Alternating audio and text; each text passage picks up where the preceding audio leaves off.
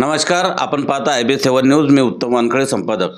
आज जळगाव दामोद, बुलढाणा जिल्ह्यातील जळगाव दामोद तालुक्यामध्ये आणि प्रॉपर जळगाव दामोदमध्ये एका गरीब घराण्यातून म्हणजे वडील जे आहेत ते एक छोटंसं किराणा दुकान चालवत आहेत आणि या किराणा दुकानमधून उदरनिर्वाह करून त्यांनी आपल्या मुलाला उच्च शिक्षण दिलं आणि उच्च शिक्षण दिल्यानंतर त्या मुलानं MPSCची रँक पार केली. एक कृषी अधिकारी म्हणून त्याचं सिलेक्शन झालेलं आहे आणि असा कृषी अधिकारी अमोल नावाच्या या युवकासोबत आपण आज बोलणार आहोत की नेमकं त्यानं त्याच्या जीवनामध्ये कसं एक्झर्शन केलं, त्याला कोणकोणत्या परिस्थितीला सामोरं जावं लागलं, त्यानं प्राथमिक शिक्षण त्याच्यानंतर त्याचं उच्च शिक्षण कुठं झालं या संदर्भात आपण त्याच्यासोबत चर्चा करू. नमस्कार, माझं नाव अमोल दिलीप सिंग सोळंके. मी राहणार निळकंठेश्वर नगर, तालुका जळगाव जामोद. माझं प्राथमिक शिक्षण आणि शालेय शिक्षण दिनिवर हायस्कूल जळगाव जामोद इथून पूर्ण झालं. 12वीपर्यंत मी दिनिवर हायस्कूल या शाळेमध्येच होतो. त्यानंतर मग मी BSc ॲग्री करण्याचा निर्णय घेतला आणि बुलढाण्याचं जे आपलं डॉक्टर राजेंद्र गुढे कृषी महाविद्यालय आहे तिथून मग मी अंडर ग्रॅज्युएशन माझं पूर्ण केलं. त्यानंतर एंट्रन्स एक्झाममध्ये चांगला रँक काढल्यानंतर मग मी पोस्ट ग्रॅज्युएशनसाठी महात्मा फुले कृषी विद्यापीठ राहुरी येथे मग माझी ॲग्रिकल्चरची एक ब्रांच आहे, ॲग्रिकल्चरल एंटोमॉलॉजी म्हणून. त्यामध्ये मग स्पेशलायझेशन करून मग मी MScचं तिथं शिक्षण पूर्ण केलं. अच्छा, हे MSc कुठं पूर्ण केलं, कुठल्या गावाला? महात्मा फुले कृषी विद्यापीठ राहुरी, हे अहिल्यानगर जिल्ह्यामध्ये राहुरी तालुक्यात विद्यापीठ आहे. आयुष्यामध्ये करिअर करताना ज्यावेळी तुम्ही अशा प्रकारचे निर्णय घेता त्यावेळी तुमच्या त्या निर्णय प्रक्रियेमध्ये सर्वात महत्त्वाचा रोल किंवा सर्वात महत्त्वाचा वाटा तुमच्या कुटुंबाचा असतो. आणि या प्रवासामध्ये मला नेहमीच माझ्या कुटुंबाची साथ राहिली आहे. त्यामुळे मला तो एक आर्थिकचा जो आपला तुम्ही मुद्दा मांडला तो मला सुरुवातीला आला नाही. MScचा निर्णय ज्यावेळेस मी तिथे घेतला, एंट्रन्समध्ये रँक आल्यानंतर MSc करतानाच मला MPSCबद्दल माहिती मिळाली किंवा मी विविध स्पर्धा परीक्षांची माहिती घेतली. त्यापैकी मग MPSC एक एक्झाम होती आमची, ॲग्रिकल्चरल सर्व्हिसेस म्हणून MPSC एक सेपरेट सर्व्हिस म्हणून त्यामध्ये एक्झाम असते. तर मग मी ठरवलं का MSc करताना आपल्याला स्पेशलाइज ही MPSCची ॲग्रिकल्चरल MPSCची एक्झामचीच तयारी करायची आहे. बरं, हे जे MPSC आहे तर ह्याची तयारी करताना आपण नेमकं आपल्याला साथ कोणाची भेटली, कोणाचं मार्गदर्शन भेटलं आणि याची तयारी कशी केली? क्लासेस लावले की कसं ऑनलाईन केलं, कसं काय? तर ज्यावेळेस तुम्ही स्पर्धा परीक्षा करण्याचा निर्णय घेता त्यावेळेस तुम्हाला एक वातावरण हवं असतं. असं आवश्यक नाही वातावरण आधीच बनलेलं असेल, परंतु एक वातावरण तुमचा पिअर ग्रुप असेल जे सर्वजण त्या जर पर्टिक्युलर परीक्षेची तयारी करत असतील तर ते फार इझी न म्हणता तुम्हाला फार मदतीचा हात त्यामध्ये असतो. सर्व तुमचे डिस्कशन ग्रुप्स असतात. त्यानंतर तुम्ही सर्व मिळून टेस्ट सिरीज असतील, क्वेश्चनर्स असतील ते सोडवून मग पूर्ण एक्झाम ओरिएंटेड प्रिपरेशन तुमची होत असते. माझ्या बाबतीत असं झालं का ज्यावेळेस मी MScला ॲडमिशन घेतली तो जो कॅम्पस होता तिथे फोरम वगैरे जे आहे तो MPSC ओरिएंटेड म्हणजे मेजॉरिटी तिथं MPSC ओरिएंटेड तो फोरम आहे.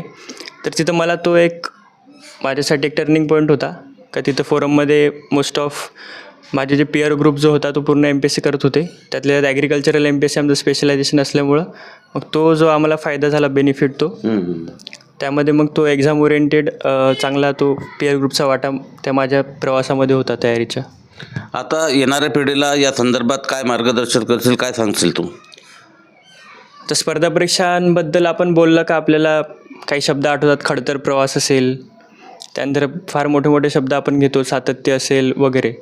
पण ज्यावेळेस आपण स्पर्धा परीक्षांचा निर्णय घेतो किंवा स्पर्धा परीक्षांबद्दल आपल्याला माहिती पडतं त्यावेळेस सर्वप्रथम आपण त्या एक्झाम ओरिएंटेड अभ्यास करू शकणार आहोत का हे आपण बघायला पाहिजे. म्हणजे नवीन स्पर्धकांनी असं नाही का हे एकच असं ऑप्शन आहे, ऑप्शन भरपूर आहेत. पण त्यापैकी तुम्हाला जर साजेसं ते ऑप्शन असेल की मी स्पर्धा परीक्षा आहे माझ्यासाठी साजेसं ऑप्शन आहे. जसं मला MScला गेल्यानंतर तिथूनच मला माहिती मिळाली एक्झामची विविध. त्यापैकी मी असं ठरवलं का हे स्पर्धा परीक्षा माझ्यासाठी हे आहे साजेसं, मी करू शकतो प्रिपरेशन.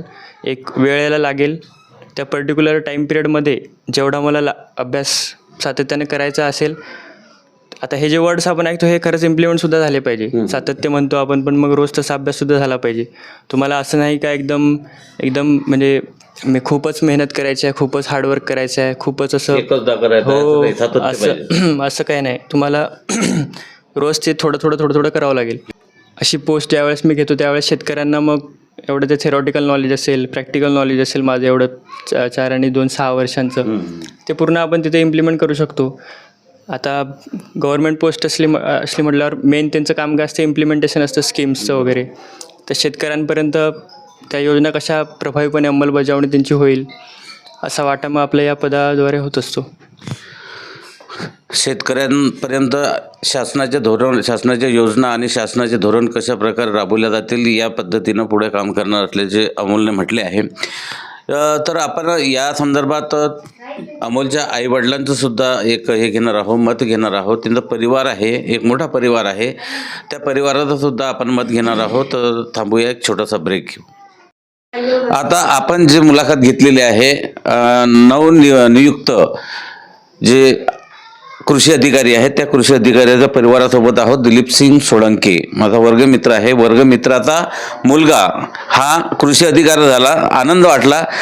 काय वाटतं तुला की आज मुलगा कृषी अधिकारी झाला आणि आपल्या जीवनात आतापर्यंत दुःख होतं, जे काही हे होतं, तर कसं वाटते आता? आमचा आनंद एवढा आहे की तुझं गगनादी मावून निघाला होता. हा, आम्ही जी मेहनत घेतलेली आहे, पूर्ण कष्ट घेतले आहेत आणि त्याची जे मेहनत आहे त्याचं फळ त्याने आम्हाला दिलेलं. हा, तर खूप छान वाटते. आणि त्याच्या आयुष्यात त्यानं सोनं केलं आणि आमचं येणारं जे पुढचं आयुष्य आहे, आमच्या आयुष्यात पण खूप सोनं केलं आमच्या मुलांना आमचं. हा, पुढचं आमची जीवनाची वाटचाल एकदम छान जाणार आहे असं आम्हाला भाकीत आहे. जीवनाचं सोनं केलं म्हणते वडील म्हणतात, अमोलचे वडील म्हणतात आमच्या जीवनाचं सोनं केलं. त्याच्याही जीवनाचं सोनं झालं. काय वाटतं तुम्हाला? मुलगा आज कृषी अधिकारी म्हणून चढणार आहे, एका खुर्चीवर, मोठ्या खुर्चीवर चढणार, काय वाटतं? त्यानं जे अभ्यास केला त्याला फळ मिळालं त्याचं आणि चांगली पोच भेटली त्याच्याबद्दल. काय वाटते जीवनामध्ये आता आणखी पुढे कसं काय वाटणार आहे की चला पुढच्या लेकरा, बाकी आपल्या एरियातले लेकरं आहेत ते, हा, सर्वांना त्याच्याबद्दल असं प्रोत्साहन भेटेल की याने मेहनत केली, अभ्यास एवढा हे केलेला आहे त्याबद्दल. हे आहेत त्याचे अमोलचा परिवार, त्याचे आबा, त्याचे हे आजोबा आहेत, आजीबाई आहेत, आई आहे, वडील आहे, मित्र आहे. त्याचा एक आहे मित्र, इकडे त्याचा मित्र आहे एक सोबत आमच्या. तो मित्र काय म्हणते, त्याच्यासोबत आहे त्याचा मित्र. काय म्हणतो तुझा मित्र? आज कृषी अधिकारी रँक पार केली, कसं वाटते तुला? नमस्कार, मी शुभम सोनवणे. आम्ही 12वी नंतर पासून सोबत आहे. बरं. तर आम्ही सोबत होतो कॉलेजला, डॉक्टर राजेंद्र गोडे कृषी महाविद्यालय बुलढाणा इथे. तर अमोल स्टार्टिंगपासूनच हुशार होता आणि कॉलेजमध्ये पण आणि PGमध्ये पण अमोल स्टार्टिंगपासून हुशारच आहे. त्यामुळे आम्हाला पण ॲच्युरिटी होती, खात्री होती पूर्ण की अमोलचं होऊन जाईल आणि यापेक्षा बेटर त्याने अचिव्हमेंट करावी ही आम्हाला आशा आहे आणखी पण. हां, त्याने अभ्यास करणं सोडावे नाही ही आमची इच्छा आहे. म्हणजे यापेक्षाही आणखी मोठी अचिव्हमेंट त्यांनी करावी. कृषी अधिकारीच नाही तर यापेक्षा मोठी पोस्ट सुद्धा त्याने घ्यावी असं त्याला वाटते आहे एका मित्राला. की कोणतंही कॉलेज नवीन असलं, ते जुनंही असलं तरी तुमच्या मेहनतवर ते डिपेंडेबल राहतं. त्यानुसार तिथेही त्यांनी चांगल्या प्रकारे मेहनत घेतली आणि दरवर्षी रँकमध्येच राहिला.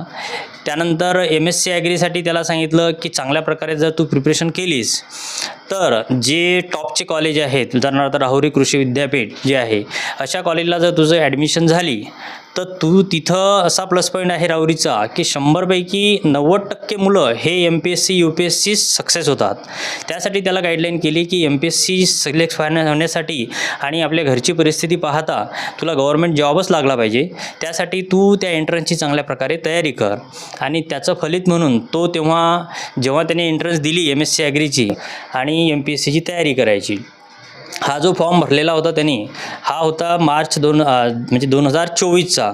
त्याच्यानंतर मुलं तेव्हाच डिस्टर्ब होऊन जातात. 4 महिने 6 महिने झाले की त्यांना असं वाटतं की आता काही ही परीक्षा होणार नाही किंवा मागे पुढे होईल. परंतु त्यांनी धीर न सोडता त्याला वेळोवेळी सांगितलं गेलं. त्याला सांगितलं की ती परीक्षा होणार म्हणजे होणार, फक्त एवढंच आहे की मागे पुढे होईल. तर या 1-1.5 वर्षामध्ये त्यांनी चांगली प्रिपरेशन करून आज आमच्या परिवाराला अभिमान वाटावा असं त्याला यश मिळालेलं आहे. पाहताय IB7 न्यूज, आवाज नव्या युगाची.